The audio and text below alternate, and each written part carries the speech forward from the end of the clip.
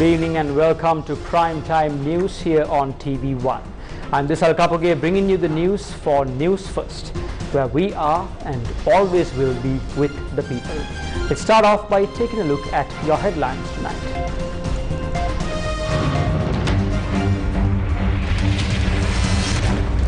Collective decision made to vacate Golface protest site. ඒක තේරුම අරගලය අවසන් වුණා කියන එක නෙමෙයි. අපි අකණ්ඩව මේ අරගලය ක්‍රම වෙනස දක්වා අපි ක්‍රියාත්මක කරනවා. Several protesters oppose decision.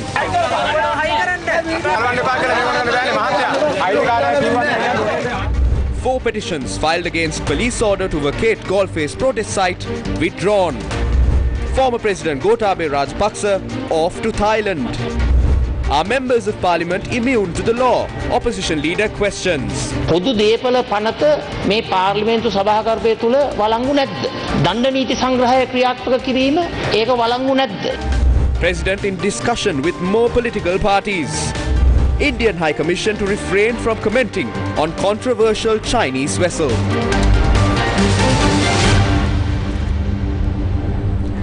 Now in your top story, 4 petitions that were filed with the Court of Appeal challenging an attempt by Sri Lanka Police to evict protesters from the Gotagama protest site and dismantle the campsite were withdrawn today. Lawyers said that the decision was taken as the Aragale protesters decided to vacate the protest site. The petitions filed by those engaged in the Aragale people's protest were called up in the presence of justices of the Court of Appeal, Sobhita Rajakarna and Dhammika Ganepula. President's Counsel M.A. Sumandiran and President's Counsel Salia Peiris informed the court that their clients have reached a decision to vacate the protest site. They requested permission to withdraw the petitions in a manner that does not harm their legal rights. Additional Solicitor General Sumiti Dharmavardhana, appearing for the OIC of the Fort Police, and President's Counsel Ramesh De Silva, appearing for the Urban Development Authority, said they would not oppose the request. Thereby, the Court of Appeal granted permission to withdraw the applications and ordered the petitions to be rejected in the first instance. Yesterday, those who occupied the area for 4 months decided to withdraw from the area. We informed court about it this morning that we will not proceed with the case. After protesting together for 123 days opposite the President's office in Colombo, the Golface protesters decided to vacate the protest grounds from today. The protest representatives, however, stressed that though they vacate the premises, the struggle for social change will continue. The temporary tents set up at the protest grounds next to the President's office in Colombo were removed based on the collective decision reached by the Aragale protesters to vacate the premises from today. On the 9th of April, the Occupy Golface protest was launched by non-partisan Sri Lankans demanding the immediate resignation of former President Rajapaksa, and the site was dubbed Gotagama.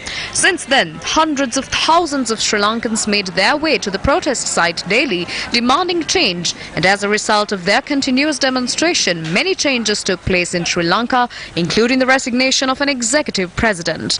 The protesters dismantled their makeshift camp and also removed all the hoardings, banners and other material from the protest site. However, a heated exchange was reported when an attempt was made to remove the portable toilets from the area.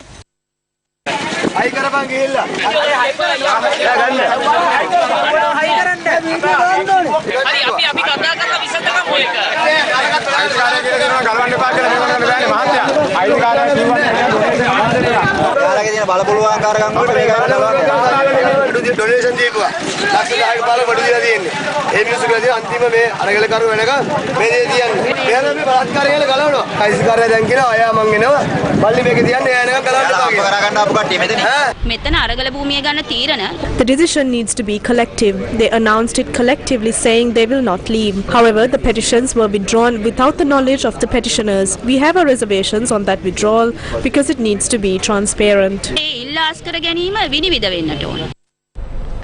Activists involved with the Aragale held a media briefing today to inform on their next steps regarding the People's Struggle protest.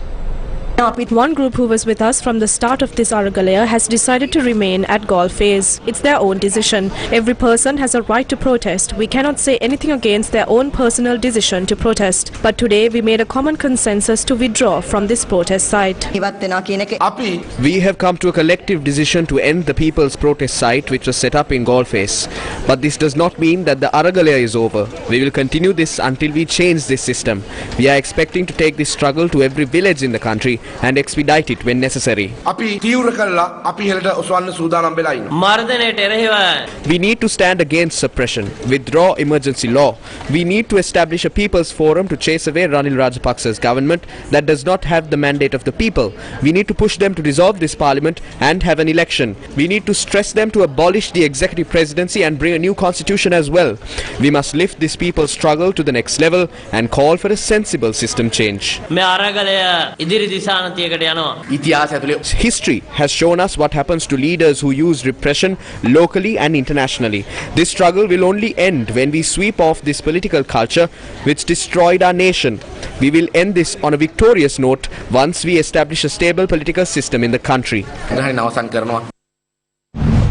Several activists who were involved at the Aragalaya were called to the Slave Island police station today in order to record statements. The activists were called to the police in accordance to the court order issued recently. You need to stop this repression. Organized groups are behind this suppression and Ranil and Rajapaksas are backing them. This is not an act committed by an individual. This repression is a collective effort by a group.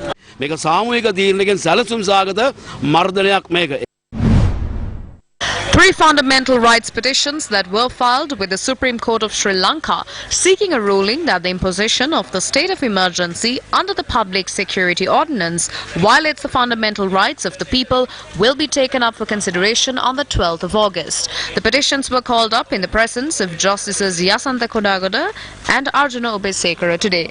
Senior State Counsel Rajiv Gunatilaka, appearing for the respondents, informed the court that limited objections will be filed with respect to these petitions and stressed that he objects to the consideration of the said petition. The Senior State Counsel requested for the applications be called up in the presence of a three-judge bench as the petitioners seek an interim injunction. However, the counsel appearing for the petitioners noted that the applications were filed as a matter of urgency and therefore they need to be taken up for consideration without delay.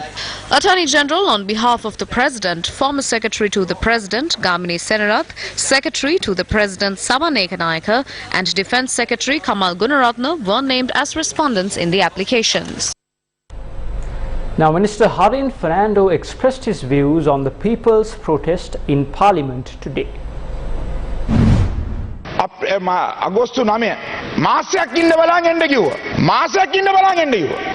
warned us that we will also be sent home by the 9th of August. They called it the final struggle.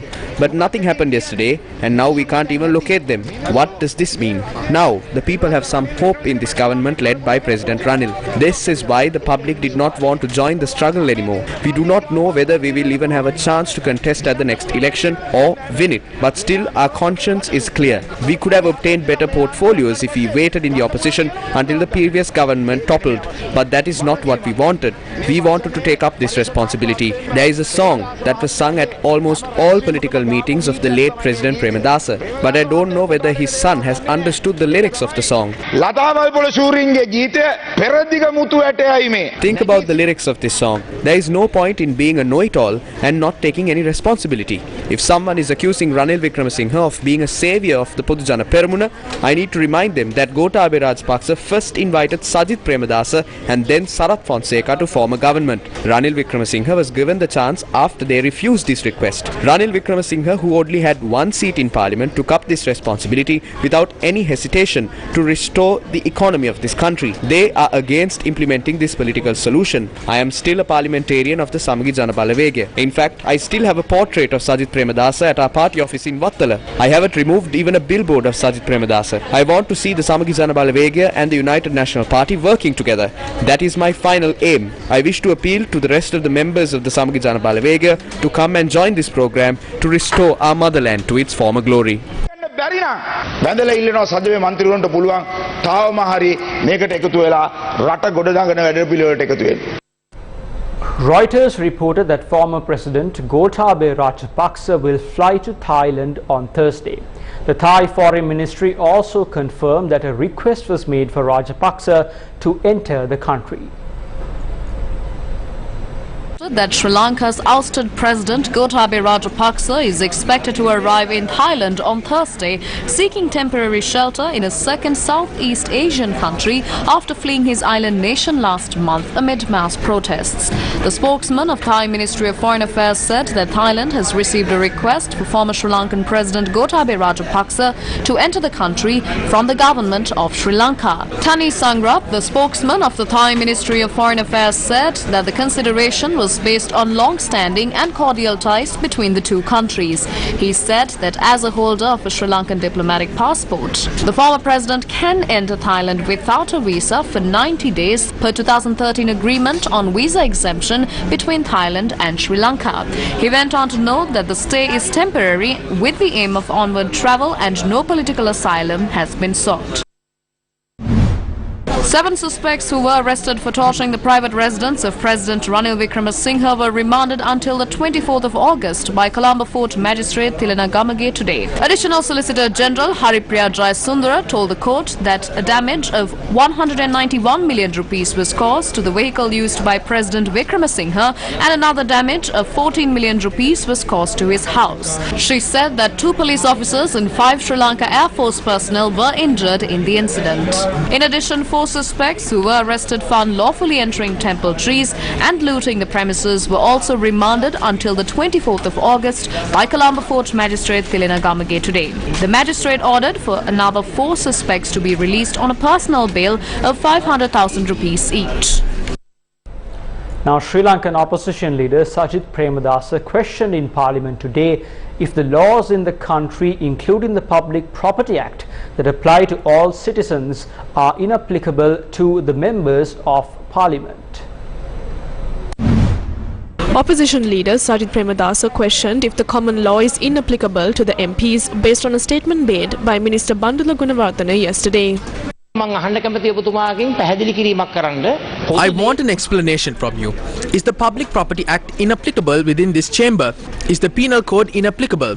Does that mean murders, assaults and thefts can occur within this chamber? When a question was raised regarding the damage caused to public property within this chamber, the assaults and other violent acts during the 52-day conspiracy, the current cabinet spokesperson says laws including the Public Property Act are not valid here and that it is decided by the Speaker. This gives a wrong message to the nation. Please make a statement on this. මේකෙන් වැරදි පණිවිඩයක් රටට යනවා. කරුණාකරලා මම ඔබතුමාගෙන් අහන්න කැමතියි. ඒක පිළිබඳව ඔබතුමා ප්‍රකාශයක් කරන්න. ඒතකොට මේ පාර්ලිමේන්තුවේ පොදු දේපොළවලට හානි කරාම After public property in Parliament was damaged, former Speaker Karu Jayasuriya appointed a committee. That committee identified 5 parliamentarians as miscreants. The former CID director conducted a probe and was on the verge of initiating legal action. Secretary General of Parliament announced that the damage amounted to 130,000 rupees. Political influence prevented legal action from being taken.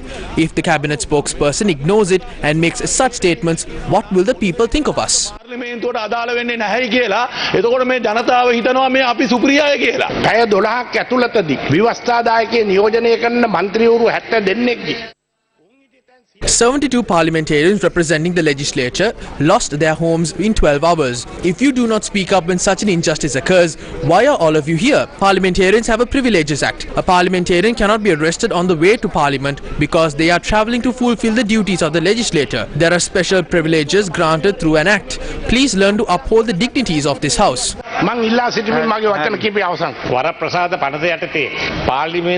According to the Privileges Act, a parliamentarian cannot be arrested not only on his way to Parliament but also when returning from Parliament. This is the only privilege. There is no law saying that criminal law does not apply within the chamber. If a crime is committed here, criminal law applies.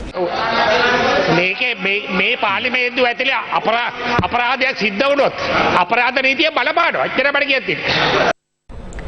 Today was a special day for the children of the Potegma School in Anuradhapura, whose hunger for knowledge overpowered the myriad of hardships they faced each passing day. This is their story.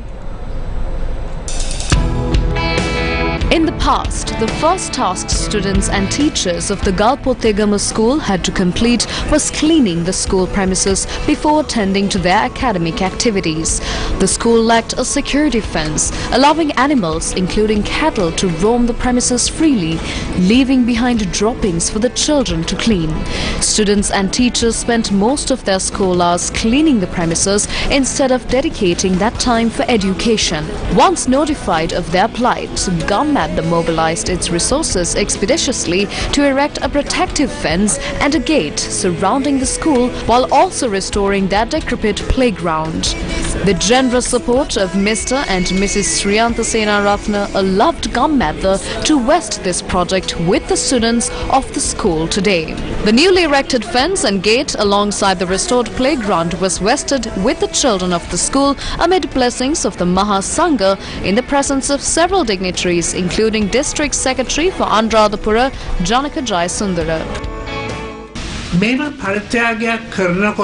When people like us want to make a donation, the issue we face is whether the entire donation is utilized for the project. However, my wife and I had no issue with this project. I can see what Government does across Sri Lanka on TV. I am thankful to the Government team for completing this project in an exceptional manner. අපි දන්නවා අපේ රටේ සංවර්ධන ව්‍යාපෘති ක්‍රියාත්මක වෙද්දී We should always question if projects that are absolutely necessary to the people are given priority when implementing such projects in our country. Government visits villages, discusses with communities, identifies their needs and then implements projects on a prioritized basis. We have noticed that. That should be commended. අපි ඒක දකින්න. ඒක ඉතාමත්ම ප්‍රශංසනීයයි. A new student was enrolled to the school today, adding further joy to an already cheerful day for the school. A donation of sports equipment to the school's Old Boys Sports Club was also held in line with the program today, supported by the Chance Sports. An exhibition match at the newly restored playground was also held this evening.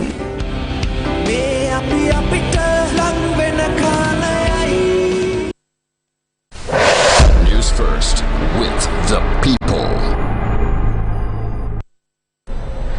Let's now cross over to a short commercial break and come back on the other side for more news.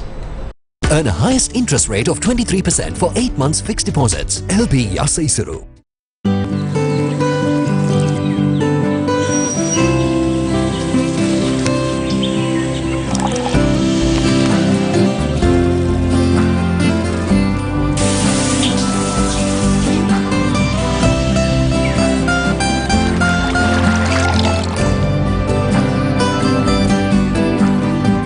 නිවෙස පුරා ගලන මේ සතුට සුරක්ෂිත කරන්නේ Eslon Inside.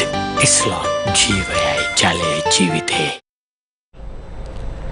Now, the Bar Association of Sri Lanka has called on the police to immediately ensure that all arrests are carried out strictly according to the procedures established by the law.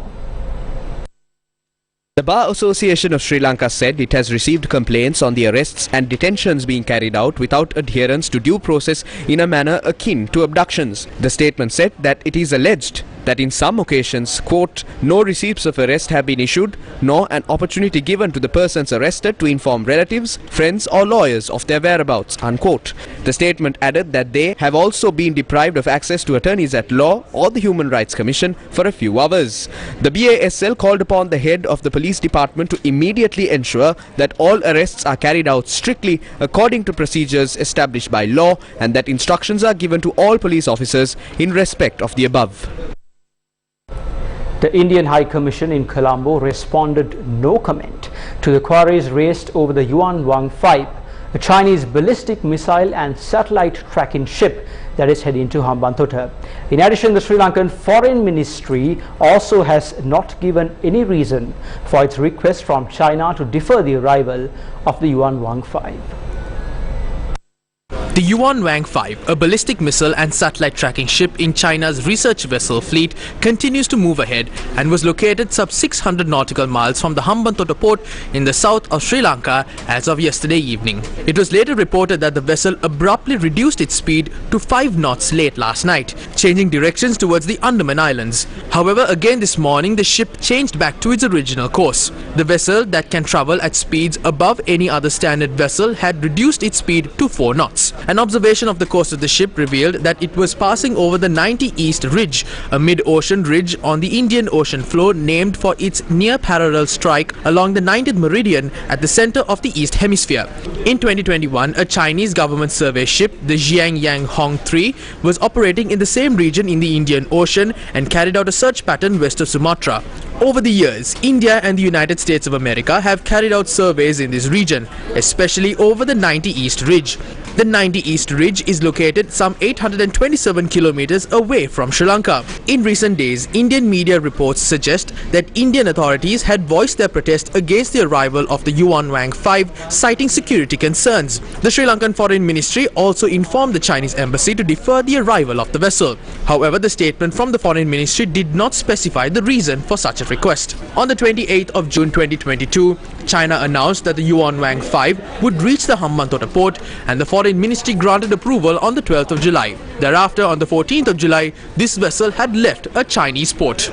A Pakistan warship is on its maiden voyage to Pakistan while exercising en route with Cambodian and Malaysian navies. The ship is expected to be at the Colombo port from the 12th to the 15th of August. The Chinese-built Pakistani-guided missile frigate PNS Taimur is to make a port call at Colombo while on its way to join the Pakistan Navy in Karachi. While Sri Lanka permitted the Pakistani-guided missile frigate to make a port call at Colombo, it is understood that the ship was denied permission to make a port call at Gotagama port by the Sheikh Hasina government from the 7th to the 10th of August after making a port call at Lumut port in Malaysia.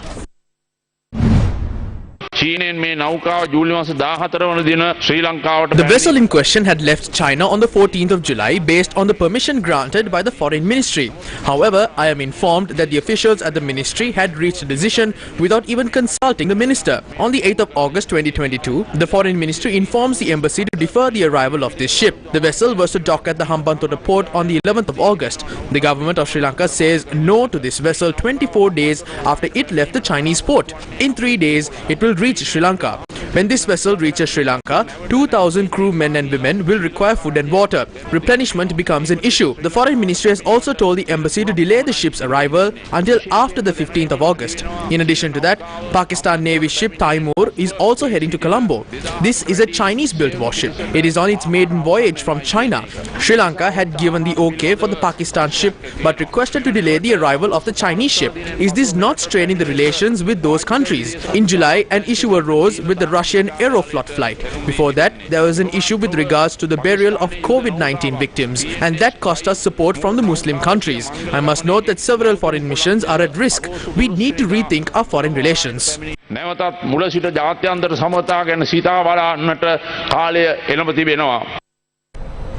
Miftah Ismail, Finance Minister of Pakistan, says there were serious worries about Pakistan heading the way of Sri Lanka and getting into a default-like situation. But that seems to have been averted after significant changes were made. There were serious worries about Pakistan heading Sri Lanka's way, Pakistan getting into a default-like situation, but thankfully we've made some significant changes. We've brought in significant austerity, belt tightening, and I think we've averted that situation. We are now in an IMF program. We've reached a staff-level agreement. We expect to get a board approval later this month. We've taken off subsidies from fuel, from power, other things. We've raised taxes. So I think we are headed in the right direction. Pakistan is normally a low inflation country, and the fact that we've actually raised interest rates means that growth will slow down. Imports have come down. So those things together, yes, are going to be a difficult time for Pakistan. But look at the alternate. If we had gone the Sri Lankan way, this would have been much worse. So I think that, we've taken the conservative approach. And I think that in a couple of months, as oil prices are now coming down, hopefully, things will get better.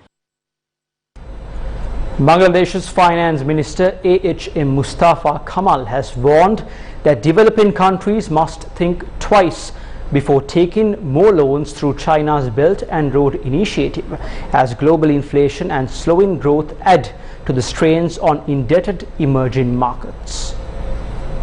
In an interview to Financial Times, Bangladesh's Finance Minister A.H.M. Mustafa Kamal said China needed to be more rigorous in evaluating its loans amidst concern that poor lending decisions risked pushing countries into debt distress. Pointing to Sri Lanka, where Chinese-backed infrastructure projects that failed to generate returns had exacerbated a severe economic crisis, he said, and I quote, "Whatever the situation that is going on worldwide, everybody will be thinking twice to agree to this BRI project," unquote.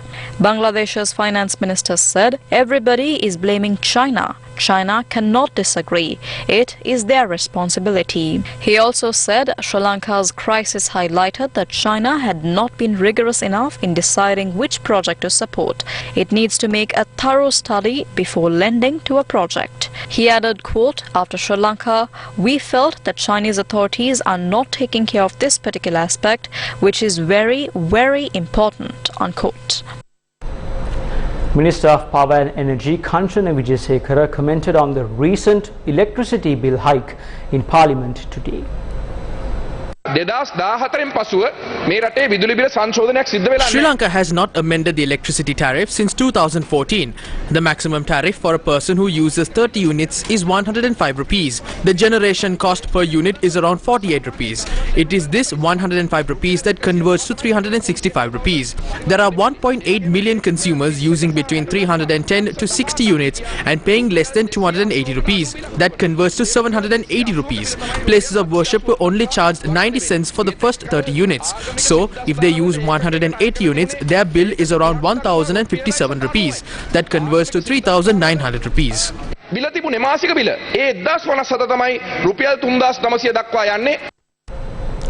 The Department of Immigration and Immigration has decided to terminate the visa issued to British national Kelly Fraser, who posted Aragale protest content on social media.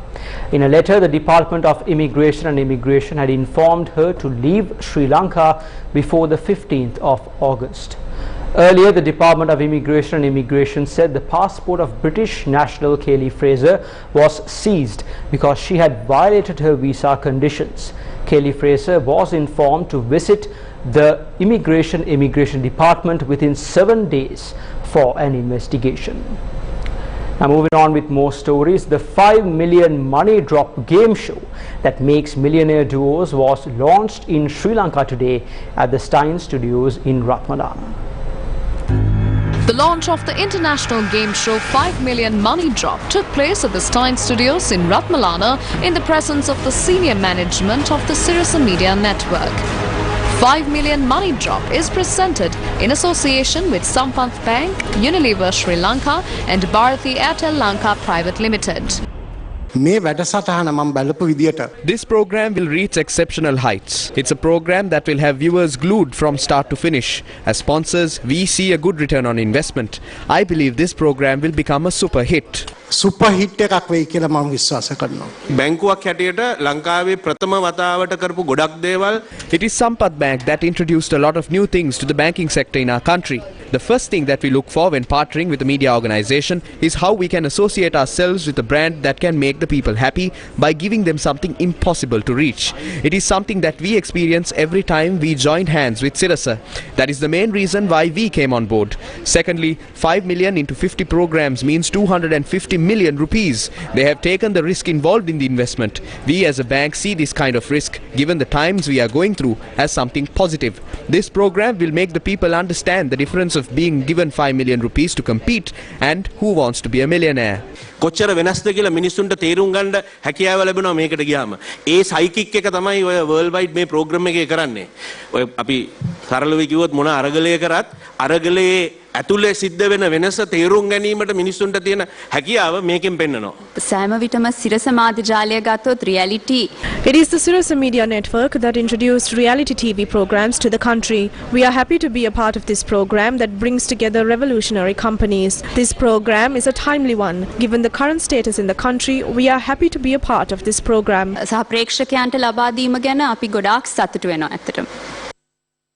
අද දවසේ අපේ රටේ මිනිස්සු Sri Lankans today are under immense pressure with the shortages of fuel, rising cost of goods, shortages of medicine and other issues. There is no entertainment at all. As people in the media, we are involved in musical shows. We cannot even do that. It is impossible to reach the villagers due to the fuel shortage. In the midst of all those issues, it is through programs like this that we bring entertainment to the people. There is a big difference in the way questions are asked in Who Wants to be a Billionaire and the Money Drop.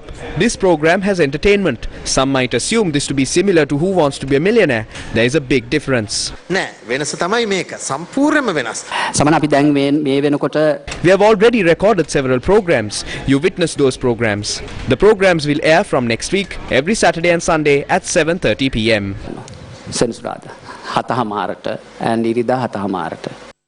The 5 million money drop is a game show that makes millionaire duos. This award-winning game show is now televised in more than 50 different countries, having aired over 2,500 international episodes. The concept of the program is that competitors can win up to 5 million rupees within 1 hour. Brand of cookie in the United States. Talk it over. All right, Cal. All right. We're going to put 60 seconds on the clock. How many grams? Let's see what the Oreo chips are. 60 seconds on the clock. Go. The 5 million money drop will start airing from Saturday the 13th of August every weekend at 7:30 p.m. on Sirsa TV. You too can be a winner of 5 million rupees by experiencing this international game show. The main sponsors of the 5 million money drop are two international brands, Unilever and Bharti Airtel Lanka Private Limited, and Sri Lanka's leading private bank, Sampath Bank PLC.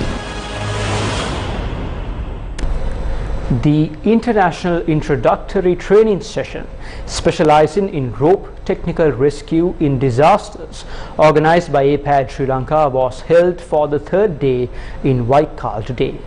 Special trainers from Taiwan and Japan conducted this training for a select group of search and rescue operators in Sri Lanka. Compared to the fleet. This specialized training program encompasses equipment adjustment and basic knots, handling personal protective equipment in rope rescue, knot pass technology and on-site activities. Today's training focused on how to assemble and deploy a stretcher in an emergency situation in order to transport the victim to a safer place. The participants also trained on how to extract a victim from a lower elevation using a stretcher. And the roller rope. The program will continue until the 11th of August. The third phase of the Divisavya program continues to assist poverty-stricken families in Sri Lanka as the economic crisis continues to grip our nation tighter each day. Day 5 of the third phase took place in the Colombo district. The third phase of the Divisavya program took place in the Colombo district today at the Sitawaka Divisional Secretariat. Essential food packs were distributed to the poverty-stricken families at 3 locations in the Sitawaka Divisional Secretariat. The Divisavya program, supported by LOLC Holdings, identifies families that are facing serious issues economically and provides them with much-needed relief packages. Now, the Department of Census and Statistics revealed that the minimum expenditure per person has doubled from 2019 to 2022. According to the Department of Census and Statistics, the minimum expenditure per person to fulfill their basic needs per month stood at 6,966 rupees back in 2019. Fast forward 3 years, this poverty line increased to 12,444 rupees as of June of 2022. Korea Friends of Hope International have donated 6.2 million rupees worth of paper to the Ministry of Education today. The donation by the Korea Friends of Hope International Organization was made to support Sri Lankan students. The donation was made to the Department of Examinations of the Ministry of Education. Third Secretary and Consul to the Embassy of South Korea, Jung Hae-song, Chairman of the Korea Friends of Hope International, Choi Sang-bong, Secretary to the Ministry of Education, N.M. Ranasinghe, and many other dignitaries were present at the event. Now, the 22nd Amendment Bill to the Constitution was tabled in Parliament today by the Minister of Justice, Dr. Vijayadasa Rajapaksa. This amendment bill to the Constitution was brought with the aim of strengthening back the Constitutional Council, which was weakened by the 20th Amendment, to bring back the independent commission system and to curtail the powers of the executive. The 22nd Amendment Bill to the Constitution, which was presented to Parliament today, notes that 10 members of the Parliament will be included to the Constitutional Council, which will be chaired by the Speaker of the House. It will also include an MP nominated by the Prime Minister, Opposition Leader and the President. Accordingly, the other vacant positions in the Council will comprise an MP nominated by agreement of the majority of the members of Parliament representing the government, a Member of Parliament nominated by agreement of the majority of the members of Parliament of the political party or independent group of the opposition, 3 MPs nominated by the Speaker in consultation with the Prime Minister and the Leader of the Opposition by agreement of the majority of members of Parliament. If we compare the democratic reforms of this amendment with the 19th Amendment to the Constitution, the power which was vested by the 19th Amendment on the Prime Minister and the Opposition Leader to appoint 3 MPs to the Constitutional Council has now been vested on the MPs that are nominated by the ruling faction and the opposition. And these 3 members will be appointed under the supervision of the Speaker.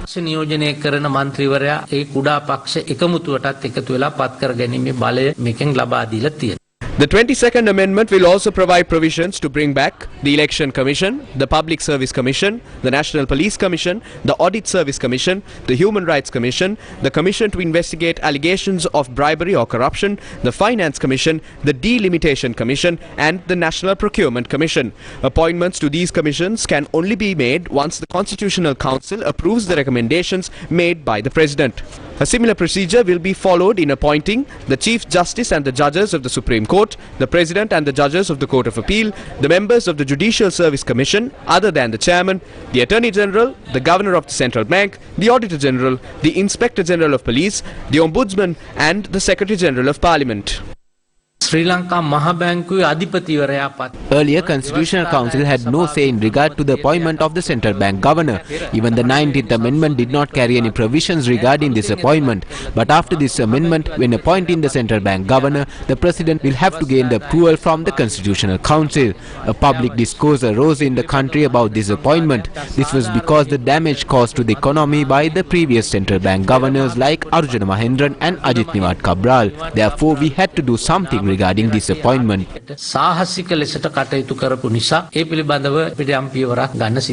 The minister further elaborated on ministerial portfolios that can be held by the President. As per the 22nd Amendment, the President can only act as the Defence Minister.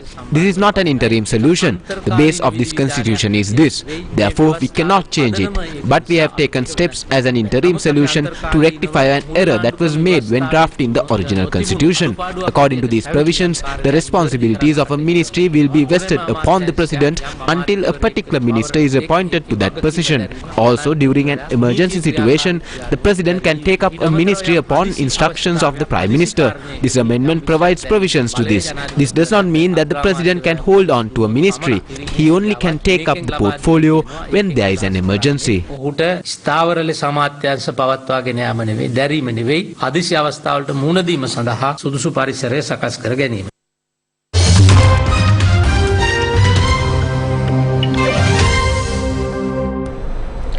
Olivia Newton-John, pop singer and Grease star, died from cancer at the age of 73.